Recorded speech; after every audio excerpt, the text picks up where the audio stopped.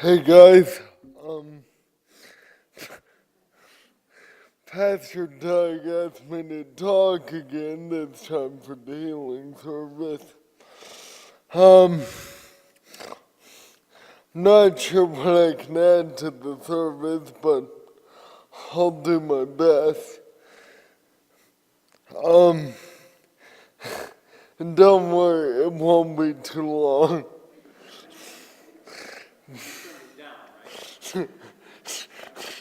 Somebody, yeah.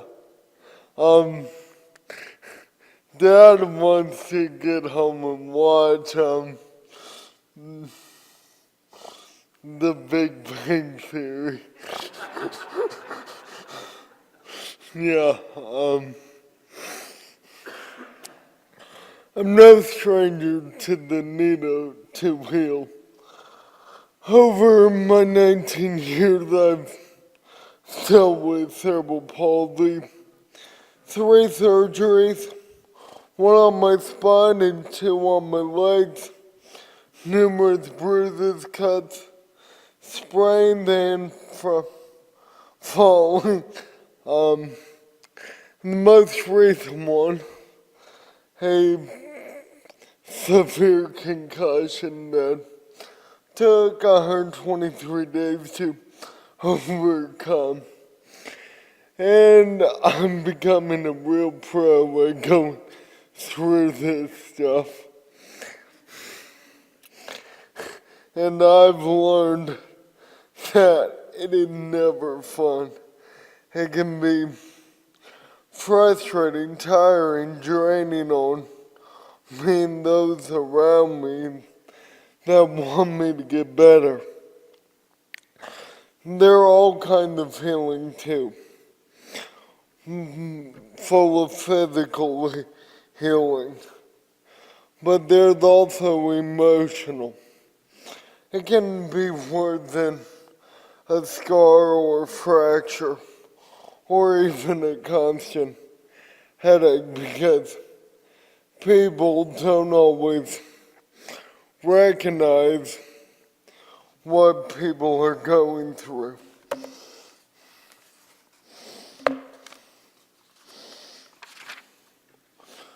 For me, some of the stuff that I've dealt with so far, there are things that keep happening consistently when healing is needed that I think are important to remember. First, know that you are not alone.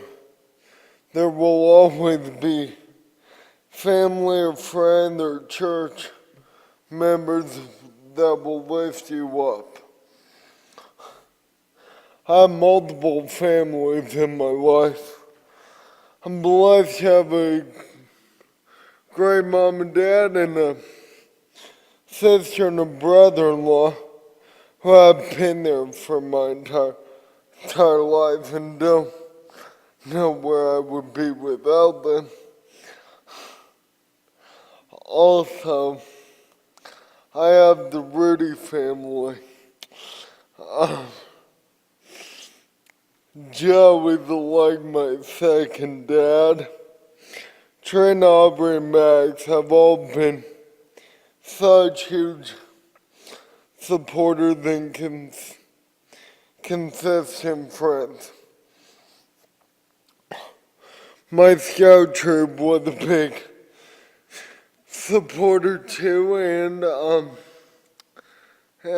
my medical support team, like my neurosurgeon, orthopedic surgeon, and my physical trainers, but as I like to call them, physical terrorists. Yeah. And finally, I've been blessed with my church family. There's so many I can name from church, but it would take the rest of the evening, and my dad's TV show. Yeah.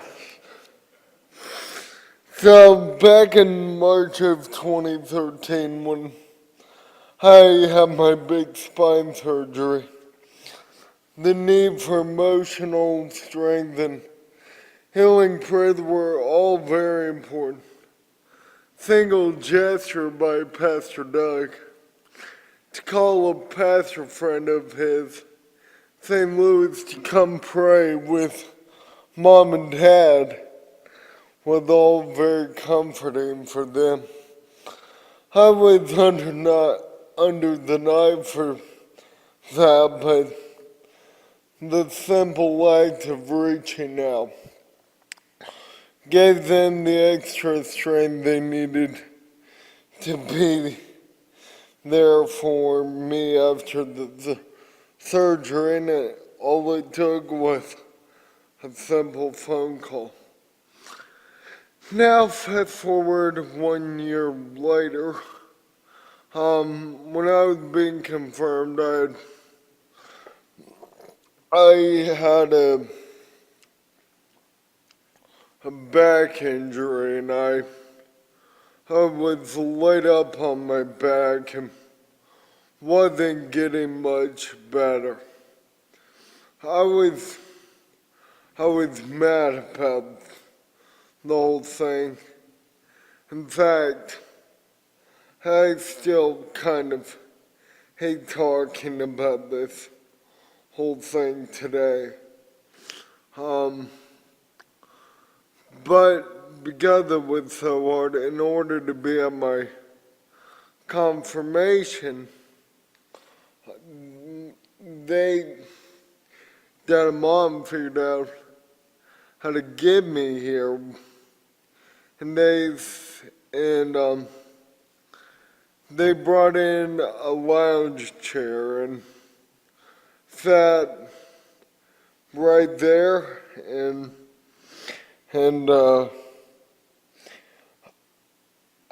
I really didn't want to go at all, but I did, and we got the chair set up. I laid down. A few minutes later, the rest of my confirmation class comes in with every one of them carrying patio chairs. Then they all gathered around me and set their chairs up, which was pretty cool.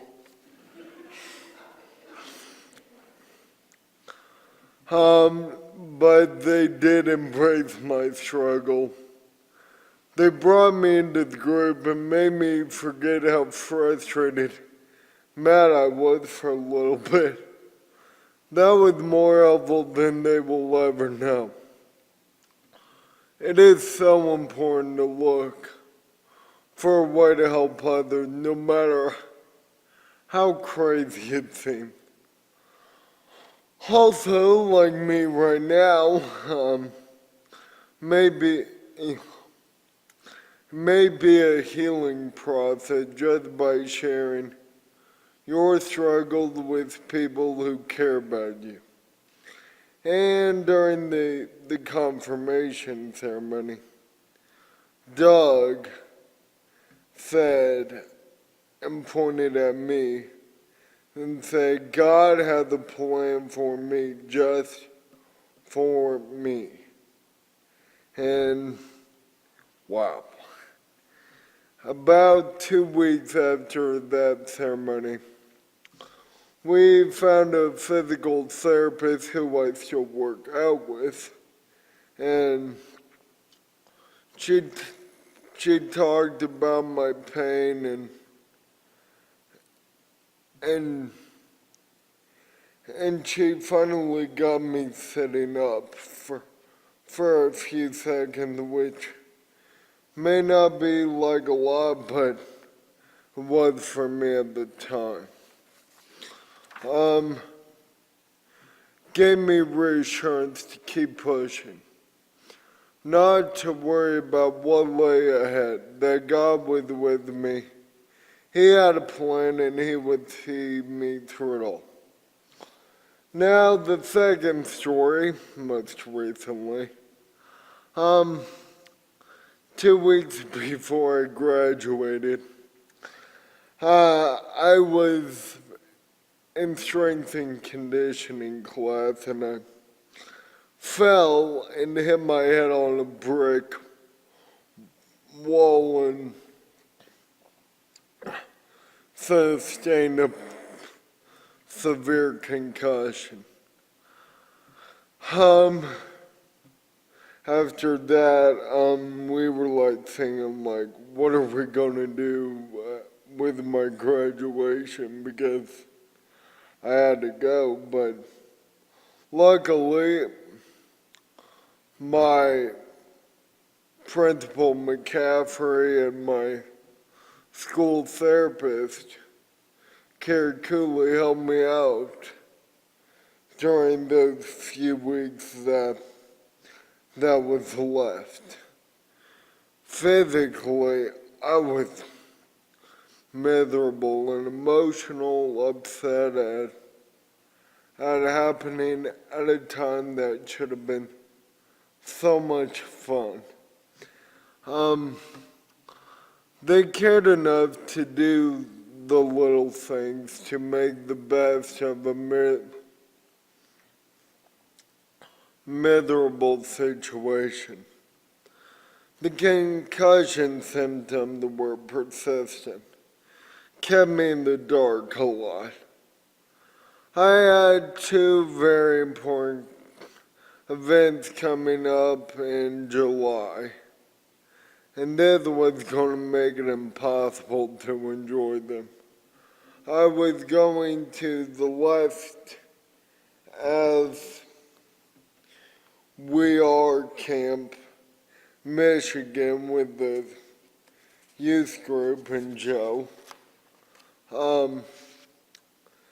Then we were leaving that Saturday morning to go to Hawaii for my dad's 25th and my sister and her husband's delayed honeymoon and my 50th state.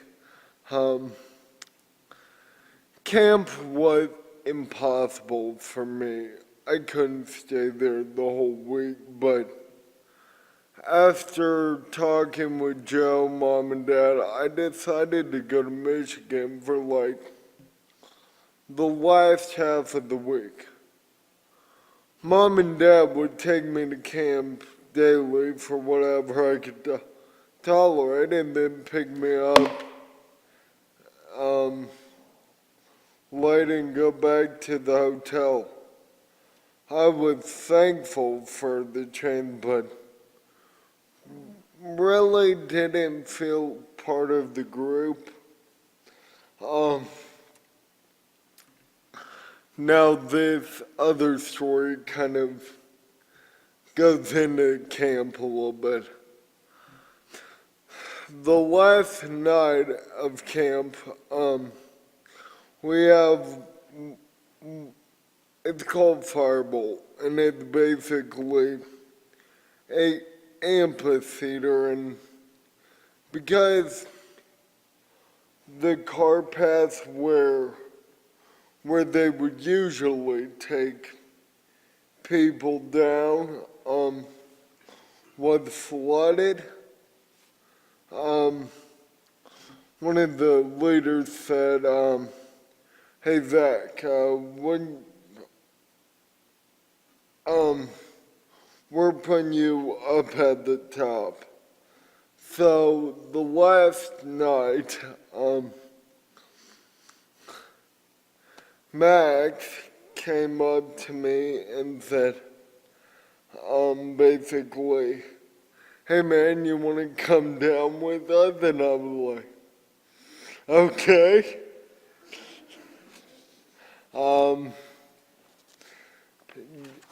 Max was patient, encouraging, and physically helpful getting me down those steps that made me feel like $1,000,000 for a few seconds.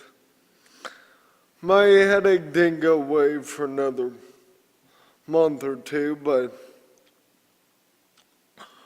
that one moment of friendship, brotherhood, and helpfulness made that day so positive that I almost forgot how bad my head hurt. In both of these stories, I was so very thankful that I had this kind of support. Neither time caused me to wake up and be rid of my physical issues, but just by being there. They helped me be less angry, more hopeful, and a little more patient with what I was dealing with. I'm not the best praying person in the world, but in my own way, when I look at my own experiences so far in my life, it's clear to me that it is impossible to figure out why stuff happens. People frequently tell me that I have such a positive attitude that I inspire them.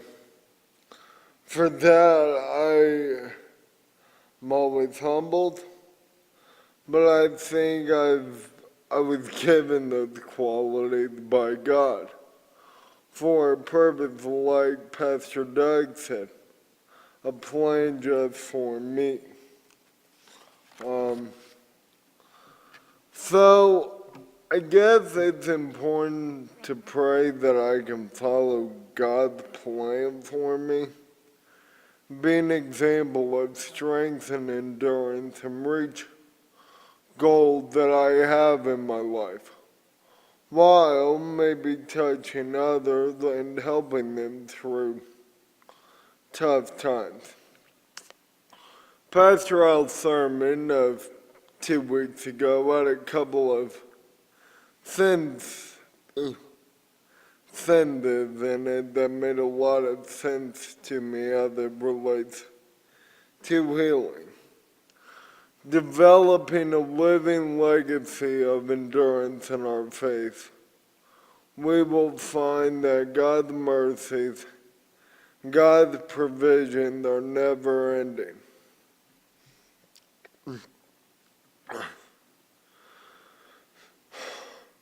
That there's always enough to accomplish. The ministry of God has given us, that God will be with us throughout, that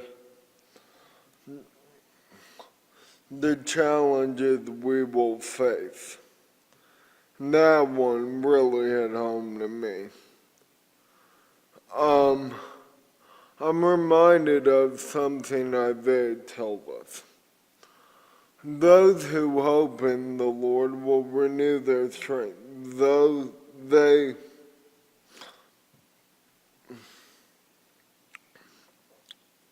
will soar on wings like eagles. They will run and not grow weary. They will walk and not be faint. In clothing, physical healing is one thing, but emotional and spiritual healing is quite another. Remember, whether it is someone else needing healing, give or be grateful and thankful for the support that is around you and your family, church family, and friends. Helping someone is easy, no gestures too small. Being goofy enough to carry a fleet of patio chairs or helping someone walk down a hill to help them be a part of it all may just be what the doctor really ordered. Be patient with the issue you are dealing with, either as the caregiver or the one that hurts. Know God's mercies are never ending.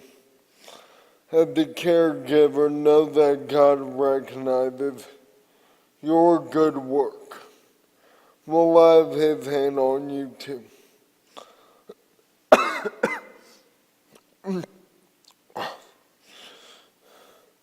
Have a strong belief that God does have a plan just for you, and He will guide you along the way.